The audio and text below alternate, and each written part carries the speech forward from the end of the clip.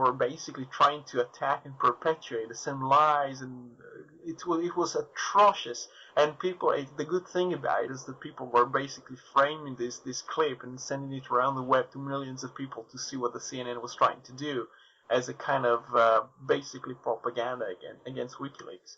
And I think increasingly the press is losing trust, at least among certain circles of people who also have other sources to tell them what WikiLeaks really is, and they can compare this to the corporate press and see what the difference is in terms of the facts, and also see the list of the lies and the list of the same patterns that they repeat over and over again to stir people up against. I think one of the elements of I thought you gagged there when you said the Murdoch press. I was wondering if it was a howling mad Murdoch press or the Rupert Murdoch. But anyway, he has like 100. Do you know how many he's got? Like, I don't know. I have a list of his things. It's like 200 newspapers and media corporations, and now he wants to get Skype as well in the UK. It's terrible. Now, one of the things that, I mean, as far as the sort of the mainstream are concerned with things like WikiLeaks, they've got their own interest, their own reason for destroying or trying to destroy WikiLeaks, and that's the fact that the mainstream press, what WikiLeaks does, is show the mainstream press for the sycophants they are, that they don't investigate, they far too easily repeat the PR that comes out unquestioningly, and they're good patriots, but they don't investigate anything that companies do or countries do that politicians do unless it's in their own backers' interests. They don't do that. They put all the spin on it. They repeat lies and allegations. They continue the defamation, the defaming, all that. They do all that, and they do it under the guise of, you can trust us to tell you the truth. And then when WikiLeaks come along and show that the mainstream press, just how badly skewed the mainstream actually are, then the journalists, or the people who have got journalists listed as a job title, are looking at WikiLeaks going, hang on a minute, they're showing us up. People are seeing WikiLeaks for what it is. It's for bringing the truth, and they've assumed that we've managed to convince the people that we've been doing that for them, and it's showing us up as incompetent and as sycophants and whatever. So they've got their own reasons for trying to kill, and it's jealousy. It's doing what the mainstream press have been claiming they've been doing, but they've been miles and miles off that for a long, long time, and that's just showing it up, and they don't like it. Yeah. One small thing I just wanted to add is the press in the United States was extremely supportive when WikiLeaks was exposing in Kenya all the corruption. And I think it goes back to 2008 when they exposed something like called the death gangs or something like that.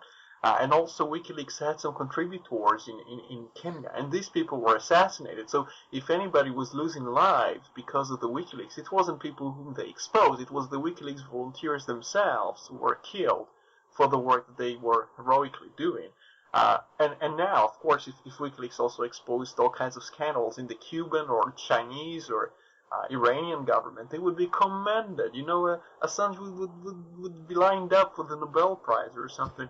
But he took the wrong target. So you see, now he's very useful to certain countries, which the United States considers to be rogue. And I suppose that's a different conversation we could have about which side is true, or if there is, maybe both sides are bad or whatever. But he puts a lot of pressure on the companies, and he also blames specifically, he explicitly said that all the pressure he was getting and all the demonization actually came from the banks and not the government. That's his words. So. Well, I think we'll knock that discussion on the head now. I think we pulled up quite a few pertinent points. I'm sure there's quite a few things that we've all said that I'll get a few emails over the next week until the next show. Before we close up with the closing track, just a quick couple of mentions. The first one, I just want to cover a couple of releases this week. This first one's 3 days old now, 4 days old. And there's a new release of the Peppermint OS. It's the operating system or the Linux distro that I threw onto a netbook, and been very happy with it. So the link for that particular distro will be on the show notes, and I strongly recommend anybody with a low spec PC who wants to try a hybrid cloud distribution, give Peppermint Linux a go, and I'm sure you'll like it. The second release caught my eye this week was a program called Hcraft.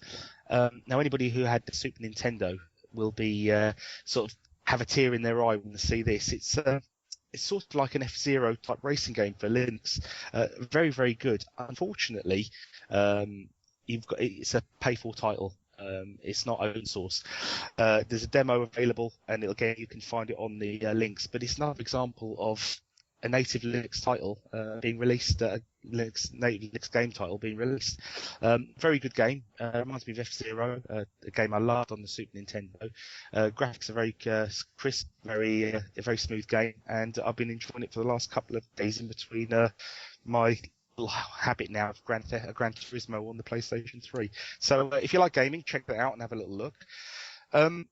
Roy Gordon, thank you very much. It's been a pleasure. I apologise to everybody for a few things. Firstly, my coughing fits that I thought I was muting, and then I realised I wasn't when Gordon kindly told me via a little message that he could hear every cough that I'd made.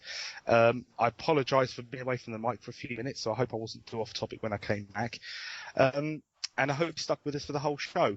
I think we're going to end. Roy's going to go through our ending track for today, and going to explain why we're playing it and a little bit about who made it. So, Roy, without further ado, if Gordon's happy and has got the else, Roy, over to you. Sort of mentioned this earlier. A person called Marty who's been listening to the show since the start, and we wanted to have the person on the show. He just had some issues with his microphone and settings on Skype.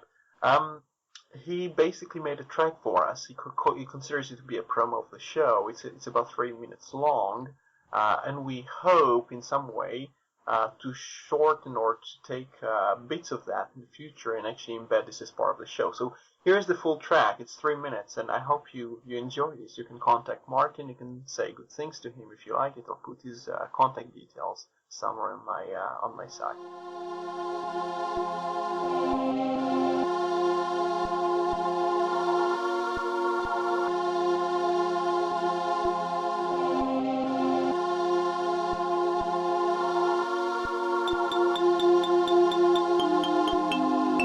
TechBytes.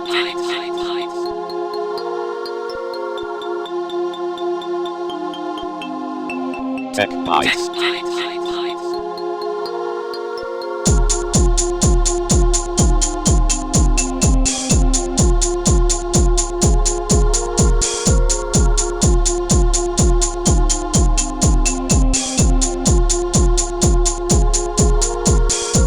Celebrating awesome, exposing and unique and underhanded practices of some proprietary companies.